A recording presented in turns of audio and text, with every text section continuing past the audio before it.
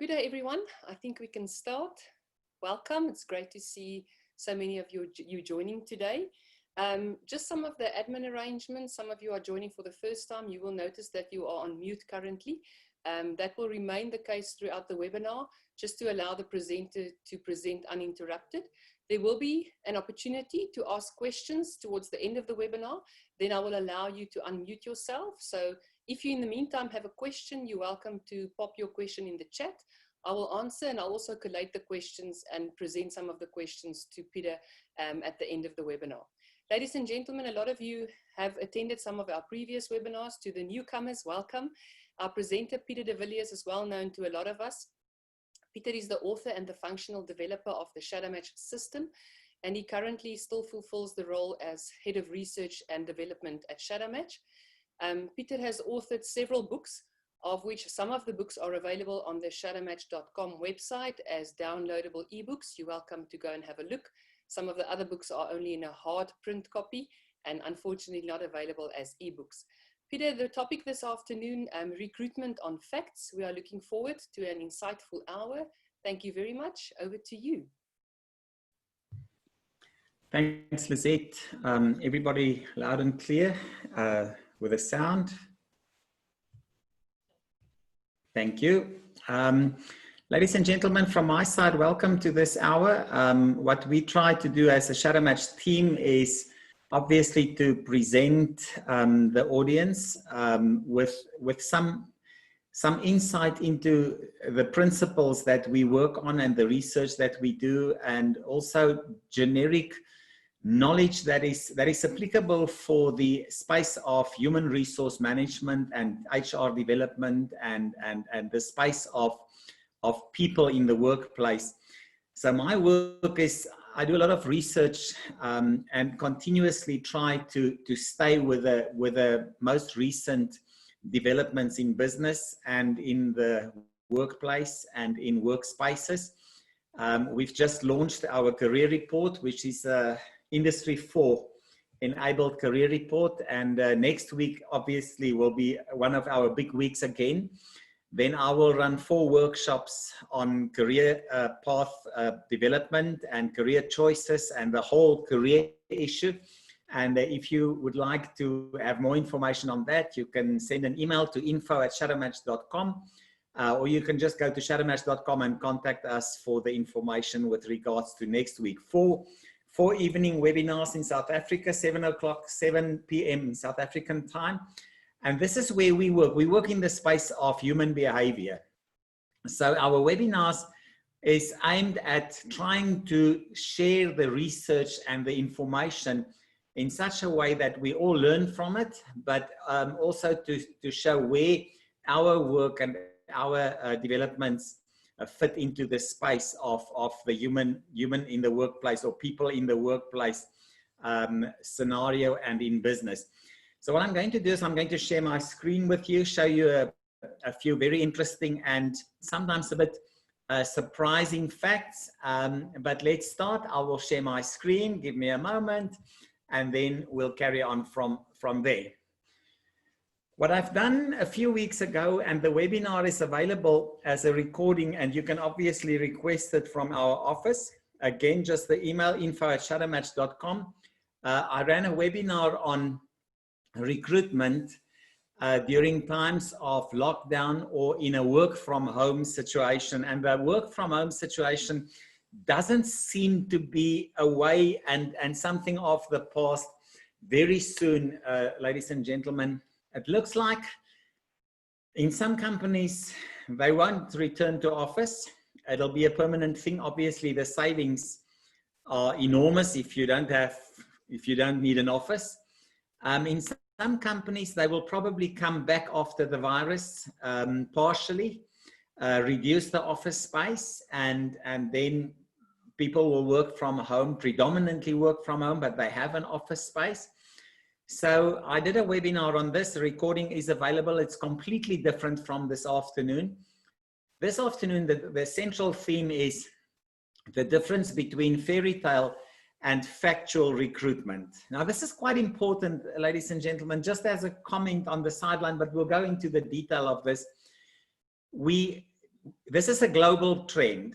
And in my research, I found that it's a worldwide thing. And that is that we must progressively recruit based on facts and not on fairy tales. I will show you what's the difference between a fairy tale and a factual recruitment process. There's a drive worldwide because people discriminate against each other. People have ideas. They don't like this and they don't like that, and they don't. There's a drive for recruitment practices to be increasingly more factual and less intuitive, less feeling, less fairy tale style. But in a work from home situation, we must keep in mind the sentence on the screen there. It's not about bringing the individual into the workplace. It's about pushing the workplace into the home of the individual. And this is important because now we have a new set of facts that we must work with, a new set of information that we must work with. And that is the information with regards to the work from home realities of the new employee. But that is being covered in my previous webinar. Obviously, it is available, and you can request the office for a link and watch it online. So what I want to do is I just want to recap a few small things, ladies and gentlemen. Just as an intro, when we recruit for the future and not for the past. The entire future of a business is actually based on the recruitment that we do. If we recruit the wrong people going into the future, the business cannot survive the competition and the demands of future business. So the recruitment engine in a business is absolutely critical. It is probably one of the most critical engines in the business for the future of the company, because you recruit the intelligence of the business going into the future, and you never recruit as for the history. You always recruit as for the future of the business. Getting it wrong can create absolute havoc. Now, ladies and gentlemen, I've had many experiences in my life, many, where companies, not a business division, not a part of a business, where a company has been destroyed by wrong recruitment practices. You bring key people into the business that don't fit, and they can, because of their position of power or relative influence, destroy the business. I have seen this, but I've also seen the opposite. I have seen where businesses were in big trouble. One person was recruited, given a position of power, and he recovered everything. So what we do when we recruit, and I'll tell you a story, a fairy tale story now, just to demonstrate the point. When we recruit, we actually recruit for the success of the entire business going into the future. And then you have to serve the interest of the business and the employee to be. We cannot, ladies and gentlemen, it's unfair to recruit a person for a position and a business that is not qualified, don't have the skills, don't have the behaviors, don't have the abilities to fit and to fill that position successfully. Failure is emotionally and psychologically one of the biggest negative impacts that we can take. And the recruitment office cannot be responsible for helping people to fail in the workplace. And sometimes we think that we do people a favor, and it's a good deed to give them the job, despite the fact that they are not properly qualified, skilled, or they don't have the behaviors for the job. You don't do the person a favor. You actually put the person in a very, very, very bad position, and it's not responsible towards the individual. Obviously, then, ladies and gentlemen, it's not responsible towards the business and towards the colleagues of that individual, because they will then have to provide support, and it just becomes a very long and a process that doesn't work for everybody in the business equally well, and sometimes it works for nobody. So with that in mind, just a few introduction comments, ladies and gentlemen. I want to tell you a story. This is said to be the design of a futuristic laptop. Now imagine you can buy this laptop, but it's an intelligent machine, very intelligent. Now this is an imaginary story. And this machine can do things all by itself. And it can switch itself on during the night. And then if you prepare a presentation for the exco of your business, somewhere during the night, the computer can decide, I'm going to change the presentation. Put new pictures in it, put additional notes in it, take some of the notes out, and save the presentation in a completely different format. And then if you present, the presentation has been changed by the computer without asking your permission or telling you what it will change. But more than this, you send an email and the computer decides, no, this email is not good. I'm going to change it. I'm going to add this and this and this sentence to the email and then send it. And if you are then asked about the email, you realize that the computer added sentences and conditions in the email that you didn't type. The computer decided to do it. But let's go further. You send a request for purchase or a request for a sale, and the computer then changes the content of what you want so that the order form and what you actually order is completely different to what you have decided to buy. The computer decides. Obviously, ladies and gentlemen, your remarks will be, but Peter, I won't buy that computer. I don't want it. When we recruit people, that's what we do. This is exactly what we do, ladies and gentlemen. I can send somebody that is employed by the business to go and present to an exco what Shadowmatch can do, and that person can misrepresent the facts completely without me knowing. That person can represent the business in a completely different manner. If I have a PA, I can ask the PA, send this email to this and this person, please. And the PA can decide, no, I don't like that email that he wants to send to the individual. I will send my own ideas. This is what we do all the time when we recruit people. We recruit an individual with the abilities to make up their own minds. And this is why, ladies and gentlemen, recruitment in a business is a very, very serious engine of fulfillment in the interest of the business and in the interest of the individual. And remember, the computer might not have ill intent. It might not be an evil computer. The computer just might have a different idea about the realities of the business. So, and this we do all the time when we recruit people. With that in mind, ladies and gentlemen, I want to share with you the research that I've done in terms of fairy tale and factual recruitment. I will first tell you what fairy tale recruitment is, and then I will go into the question, what is factual recruitment? And remember, ladies and gentlemen, the drive, global drive. In some companies, for instance, in some countries, you have to have a file of facts about the recruitment process. And it's not, they must, in that file, nothing fairy tale is allowed. There's nothing allowed in that file of we didn't like this or the interview was like this or no. It must be a facts file. So a fact file, ladies and gentlemen, is it's a scientific file. You must be able to stand up against it. So in terms of fairy tale recruitment, ladies and gentlemen, it starts with the idea that an interview is a reliable process of recruitment. It's not. I will tell you why. During an interview, ladies and gentlemen, we tend to recruit the people we like. We tend to recruit the people that they make a good impression on us. If HR would do the interview, they interview people that the HR people like, but they don't have to work in HR. They've got to work in ops or in sales or in marketing or in IT.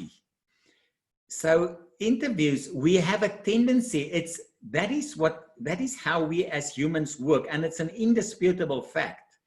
We recruit people in an interview that makes a good impression on me as an individual, on my preferences as an individual, on my likes and dislikes. It's not a reliable process, and all the science and the research have already proven that. What we then do, ladies and gentlemen, we make the call in terms of gut feel. We say we've got a good gut feel of somebody. I've got a good feeling of this person. It's a very, very, very fairy tale based idea, ladies and gentlemen. Gut feelings are not reliable. And if we test it and we go and test gut feel in a scientific manner, the results are shocking. Gut feel is not reliable. And some people say, but I have a good gut feeling. Good. Let's test it. Let's test it scientifically and see how good your gut feeling is. My work is, I try to be as scientific and responsible as I can be.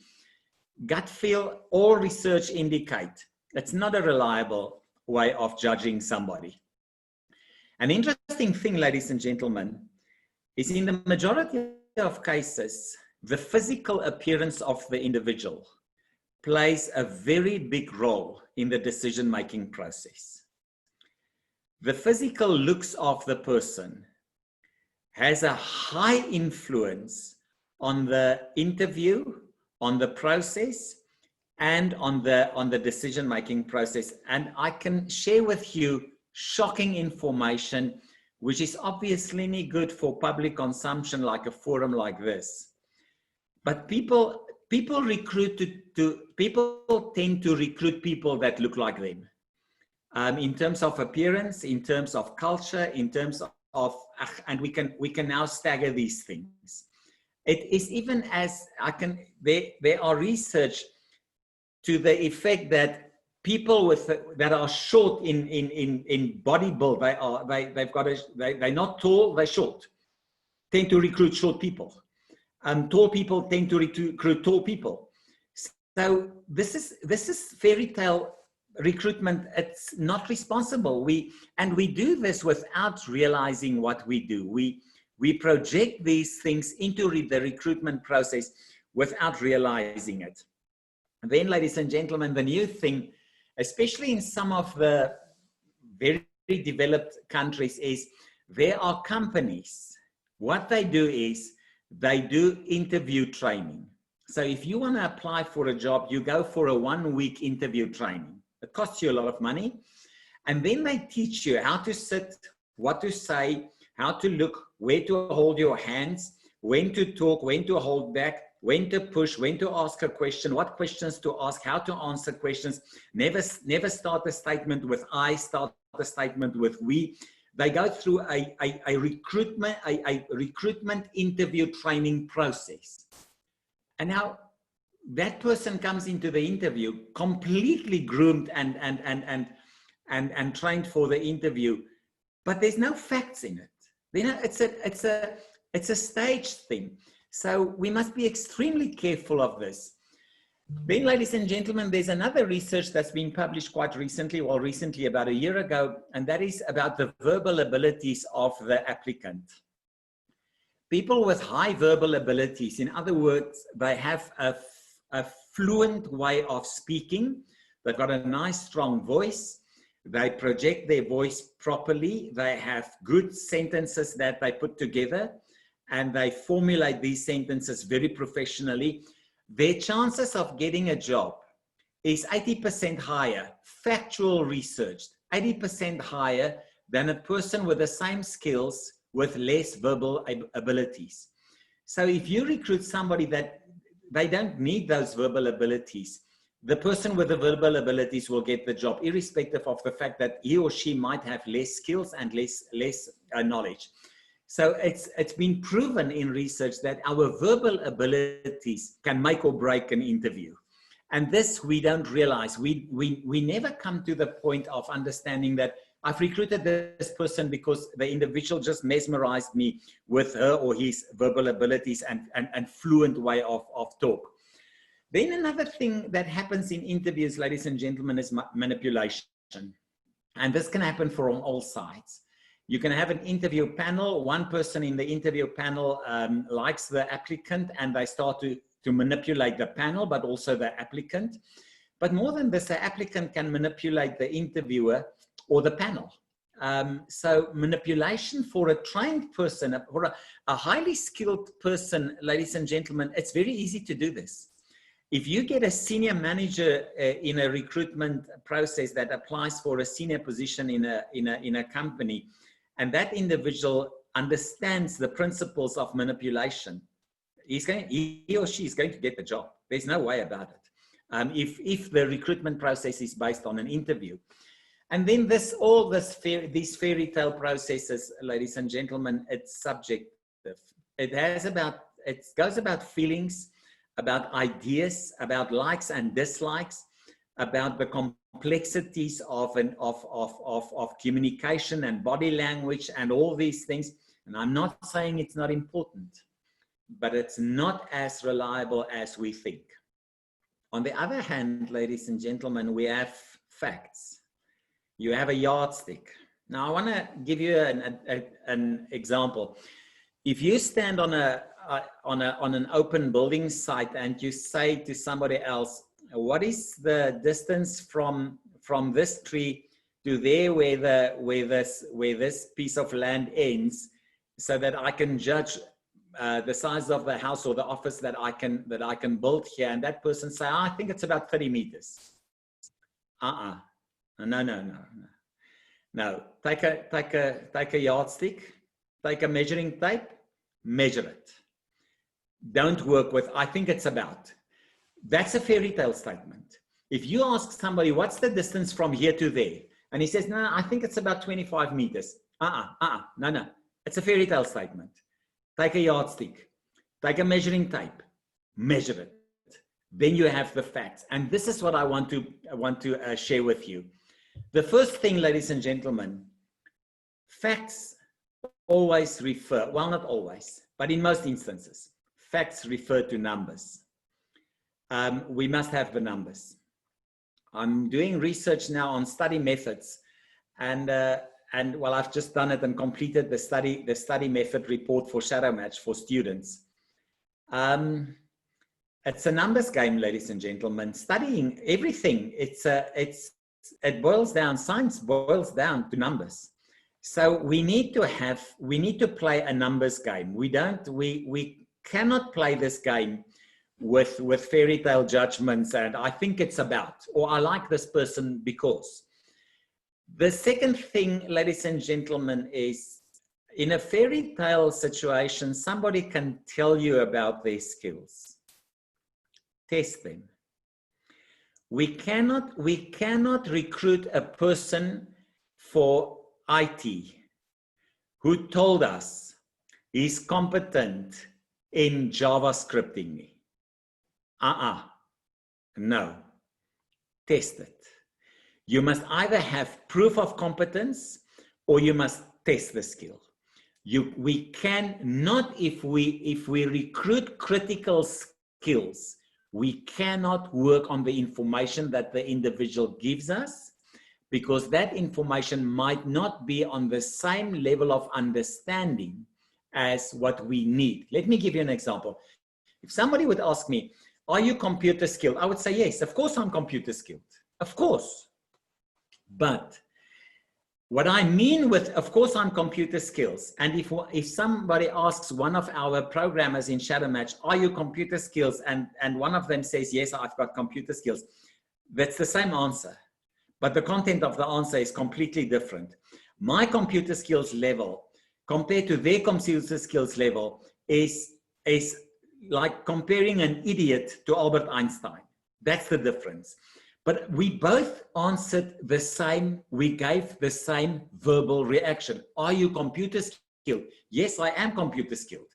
And then ask one of our programmers or any professional programmer, are you computer skilled? Yes, I am computer skilled. The answer sounds the same. In fact, it is the same, but the content is completely different. So we need to get the facts.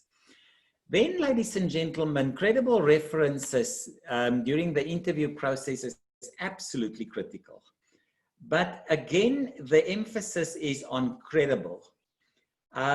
We must be careful not to just run with references. These references must be tested and they must be credible and as far as possible, factual. Then, what I like, ladies and gentlemen, is I just read an article about a month ago, 6 weeks ago, about a company in New Zealand. And they check the exam results of the individual from high school right through college and university. So during the interview and during the application for a job process, they say, bring us your high school and your university results. We want to see the marks. Because then, ladies and gentlemen, we get a different picture. We get a completely different picture of the individual. Then we see what is the performance of that individual in a tested, scientific, knowledge-based environment. I like the idea because it's fact-based. Work history is probably one of the most important aspects of the recruitment process, ladies and gentlemen. We must go into the work history and work with the history of the individual, of successes and possible failures that the individual had. And then what I like, ladies and gentlemen, and I've read this just as a side comment, and then I started to read more about it, and I got into some very interesting information, and that is, we need to determine about factual successes in the history of the individual. An interesting thing, do you play any sports? Yes. On what level did you play it? Now, I played it on a national level. Do you have a certificate or proof of that? Yeah, I'm running as my sport is to run. I'm a long distance runner. Okay. Have you completed the marathon? Yes.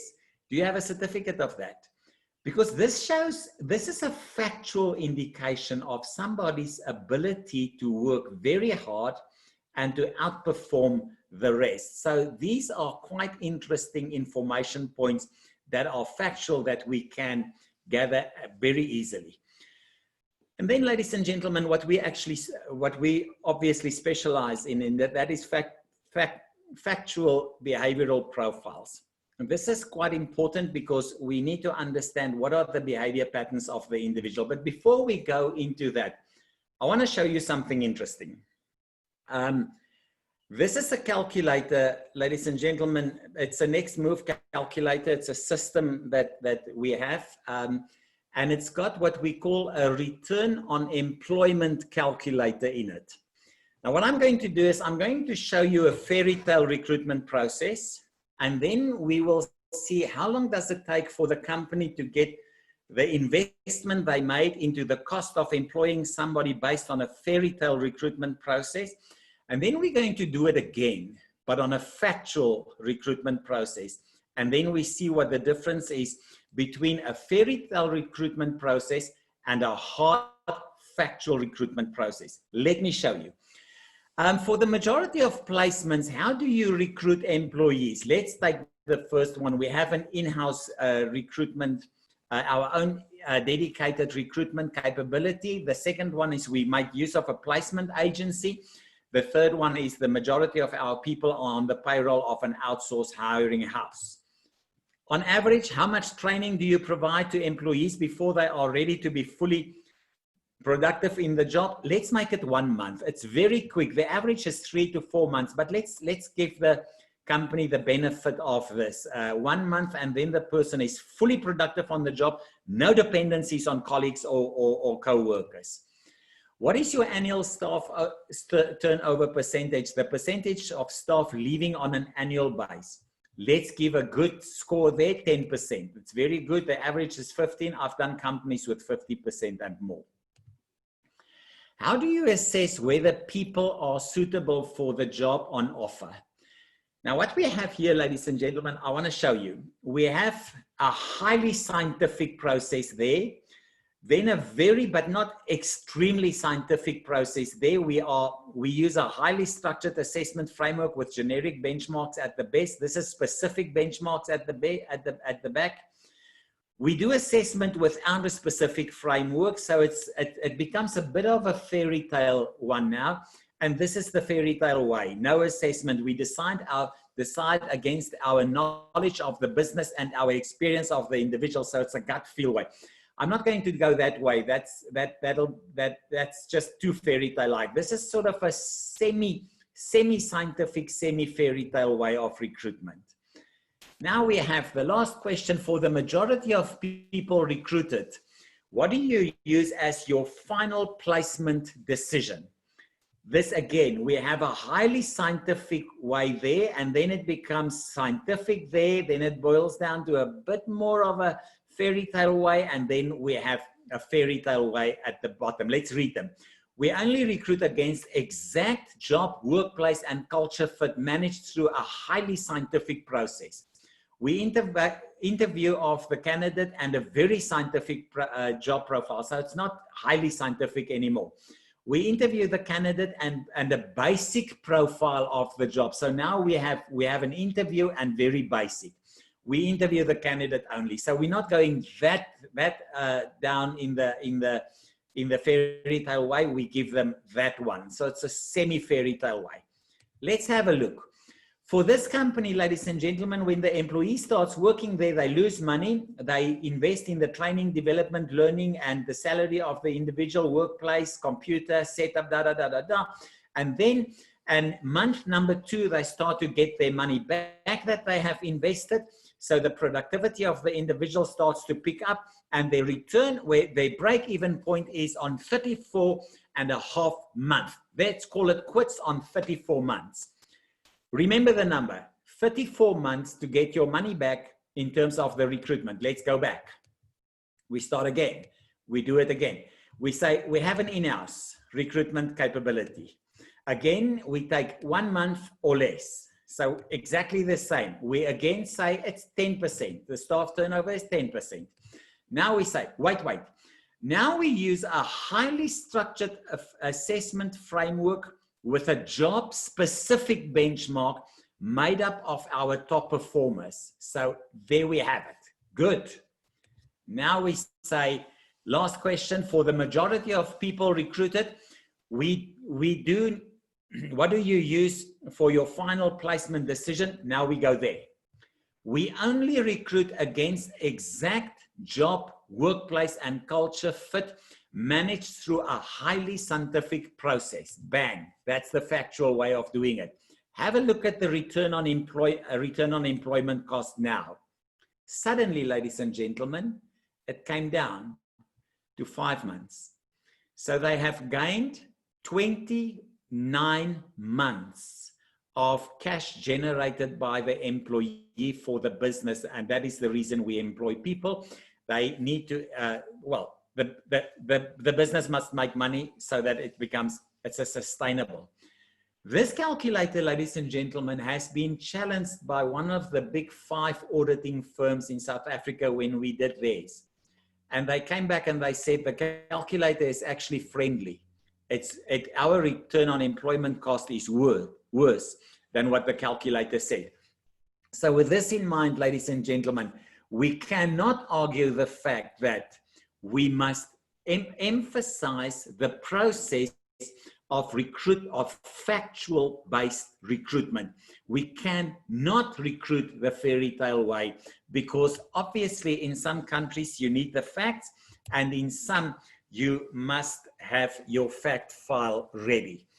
So some of the critical points, ladies and gentlemen, we don't recruit a person only, we recruit a complete productive engine. We acquire a working unit of an individual with knowledge. We'll go into this. This we check with their qualifications. Do you have the qualifications necessary for the job? In other words, or the experience. Knowledge is built by experience or qualifications. Do you have the behavioral patterns that will fit the culture and the workplace demands on your behaviors? Do you have the skills? And then obviously, what is your personal social situation if you are in a work from home situation? And then obviously, ladies and gentlemen, if we have to recruit people for a work from home job situation, we need to determine connectivity, dedicated workspace, and the security situation of the individual and so on, but the previous webinar dealt in detail with that. Now, ladies and gentlemen, what we need is we need a measuring tape. So on this graph, the gray, that gray piece there is the behavior intensities of the benchmark of top performers in this job. The red graph, that is the behavior intensities or the habits of the individual. Now we have the top, compared the red to the gray, and we say the comparison there on a factual number-based algorithm is 83%. Are we happy with that? It's good, but there could be challenges. On the 5 strongest habits of the benchmark, the match is 94%, and we say this we are happy with. The person has the behaviors, critical behaviors, similar to the intensities of the benchmark. Now we go into hard facts. How many of the conceptual riddles did the individual resolve? 6. How many did the benchmark resolve? 5. Good. What time did they spend on this? 36 minutes there and 33 minutes there. Good. No, the task efficiency. Sorry, the task efficiency. The benchmark was 36% efficient with a worksheet. This individual 33. Good. We are happy with that. Time spent on doing this. How do we utilize our time when we go through the worksheet? 47 minutes, 51. Good. We are happy with that. How was the conceptual time? In other words, how much time did they spend on this? 19 minutes and 21. Good. We are happy with that. The attitude of the benchmark and the individual are very much similar to one another. The system says good. The final recommendation, it's a 9 out of 10 match. All facts. And the hardest facts, ladies and gentlemen, the hardest facts sit there. So if the individual fails on these things, we can immediately say, I have the facts that the person doesn't have the behavior of my top performers, and therefore doesn't comply with our needs. Here we have a bad match, ladies and gentlemen. The habits of this individual they are much stronger than the habits of the benchmark. So we have a 33% overall match with a benchmark there, and the system says this is a problem. We have an 82% match there on the critical 5. The system says this is not good enough. Then here on the hard facts, have a look here. The benchmark got 6 out of 10, 5 out of 10. I think my circle, but that's the benchmark. The individual has got 8 out of 10. This is not a fit. On the task efficiency, the benchmark was 36%. The individual was 88%. This is not a fit. Factual. This is not an opinion. Here we have the time, completely different. We have the attitude is good, and the system says we have a 2 out of 10 match. But ladies and gentlemen, now we go into the harder facts. This is the skills that we need for the job. I want to show you a few things. There on that, we have an expert skill that is necessary for the job, but those lines indicate that it's just an important skill. It's not critical. So we need this skill to be on expert level as an important skill. This one, we need highly skilled, negotiation skills, highly skilled, and it's critical. This is a critical skill. Here we have presentation skills, selling skills, and an expert level, and it's critical. Here we have that one, we have highly skilled, and it's critical, and this is on verbal skills. Now, ladies and gentlemen, where do we get this? The system generates this off the skills of the top performers. So the top performers in a job will complete this worksheet, the skills worksheet, and the system then auto-generates this profile of the skills that we need for the job, as well as the intensity of the skill and the critical level of the skill. Now, let me show you, we have now recruited this individual. The system says he's got 7 out of 10 matched to the skills for the job. Good. Where do we have a challenge? Now you will see that the gray is the benchmark and the blue is the individual. There we have a challenge. And this is an important skill, but it's not critical. Here we have a problem.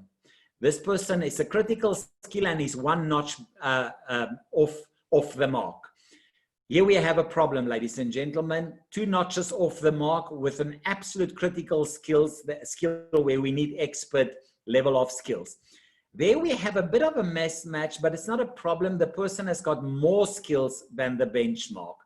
So we have a factual reference for the file if we appoint or not appoint the individual to the job in terms of the match to the skills necessary for the job based on the skills of our top performers in the job. So now, ladies and gentlemen, once we've done the numbers, because this is the HR function, HR must filter applicants based on facts. Then we need to say the final call lies with your manager. In other words, ma'am, future employee, the final call lies with your manager. And then we need the management team to interview the employee that will report to them. I'm convinced, ladies and gentlemen, that the interview must be done in the space where the employee will be employed and not by HR, because it's not an HR employee. It's a sales, marketing, IT, ops, whatever the division in business is. And the person will sit there, and that management team needs to make the final call based on their engagement with a short list of 3 to 4 people. So the final call and the onboarding process must now start. What we need to do, ladies and gentlemen, we need to show the facts of the filtering process of 3 to 4 best applicants based on facts to the managers of ops. Let's say this individual will go to operations. We need to provide the management team with a shadow match interview pack so that they have a scientific way of interviewing the applicant or the 3 or 4 applicants. It must be a panel interview, ladies and gentlemen. We need controls and balances in this. We cannot do a single interview unless it's a very unique situation where it will be 2 people working together in a very isolated place and they will only the 2 of them there. Then obviously we don't have a choice, but that I can't see that this is possible. And then we must inform the management team about the facts and not the fairy tales. Now, for the management, let's say this is the team that the person will join. This is the team of employees that will be the colleagues of the new employee. We need to share with the management that this is what your current team looks like. So there's a high congruency between the habit patterns of your current employees as they engage one another in a team. And then you must show the management team your new employee looks like this. So your new employee has got behavioral patterns that falls outside of the scope of behavior of your management of your current team. So that's your team, that's your new employee. If we put them together, you must now make up your mind whether this person is a good fit and whether you are willing to take this person as a fit to the team. Because as the individual will frustrate the team will frustrate the individual. Eventually, it will not be in the best interest of the business unless they have decided as a team, we want somebody with high people behavioral patterns in the team. We want somebody with strong people preferences, and we want somebody with strong collaborative and cohesive preferences for a specific role that we have for that individual in the team. If not, ladies and gentlemen, they must just be aware of the facts of the recruitment process. With that, ladies and gentlemen, thank you very much. I hope you have learned something new and something interesting about the process of recruitment.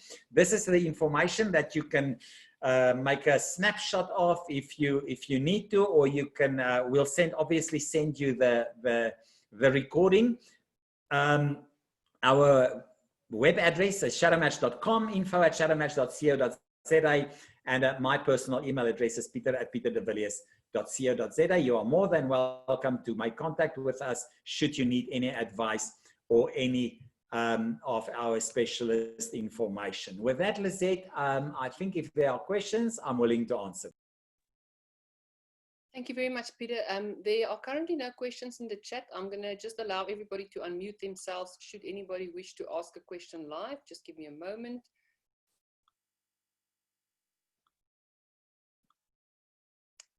Ladies and gentlemen, you will be able to unmute yourself. If you can't, you can just post a comment in the chat and then I will unmute you.